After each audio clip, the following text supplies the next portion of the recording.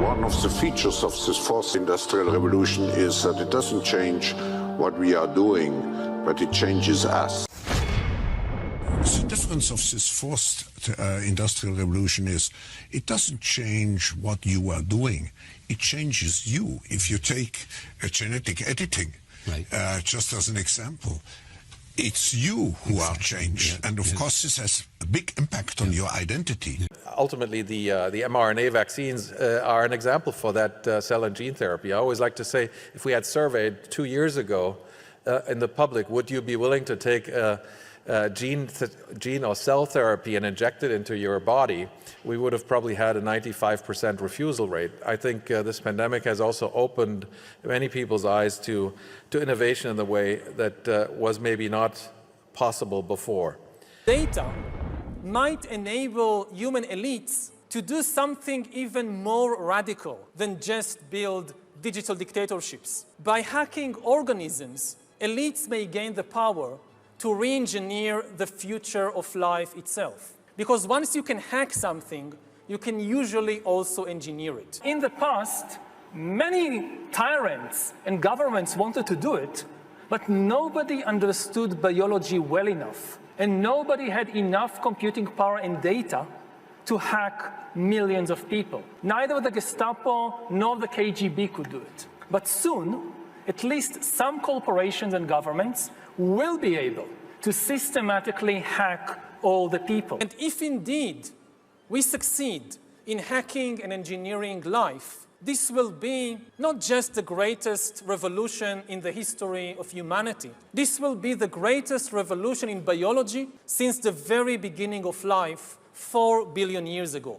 For 4 billion years, nothing fundamental changed. Science is replacing evolution by natural selection with evolution by intelligent design. Not the intelligent design of some god above the clouds. Intelligent design of some god above the clouds. But our intelligent design and the intelligent design of our clouds, the IBM cloud, the Microsoft cloud, these are the new driving forces of evolution. Today, we have the technology to hack human beings on a massive, but some governments and corporations for the first time in history have the power to basically hack human beings.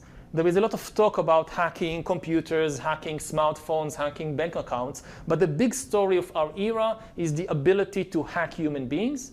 And by this I mean that if you have enough data and you have enough computing power, you can understand people better than they understand themselves, and then you can manipulate them in ways which were previously impossible.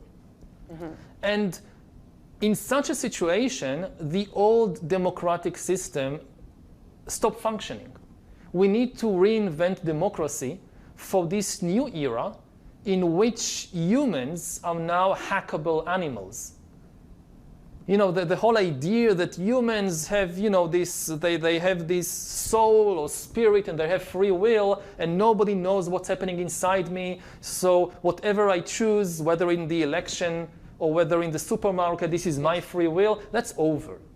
We need to come to terms with the fact that, no matter again, this is where philosophy meets computer science and biology. In the Industrial Revolution of the 19th century, what humanity basically learned to produce was all kinds of stuff, like textiles and shoes and weapons and vehicles. And this was enough for very few countries that underwent the revolution fast enough to subjugate everybody else. What we're talking about now is like a second industrial revolution, but the product this time will not be textiles or machines or vehicles or even weapons. The product this time will be humans themselves. We are basically learning to produce bodies and minds. Bodies and minds are going to be, I think, the two main products of the next wave of all these changes. And if there is a gap between those that know to produce bodies and minds and those that do not, then this is far greater than anything we saw before in history. And this time, if you're not part of the revolution fast enough, then you probably become extinct. Once you know how to produce bodies and brains and minds, So cheap labor in Africa or South Asia or wherever, it simply counts for nothing. Again, I think that the biggest question maybe in economics and politics of the coming decades will be what to do with all these useless people. I don't think we have an economic model for that. My best guess, which is just a guess, is that food will not be a problem.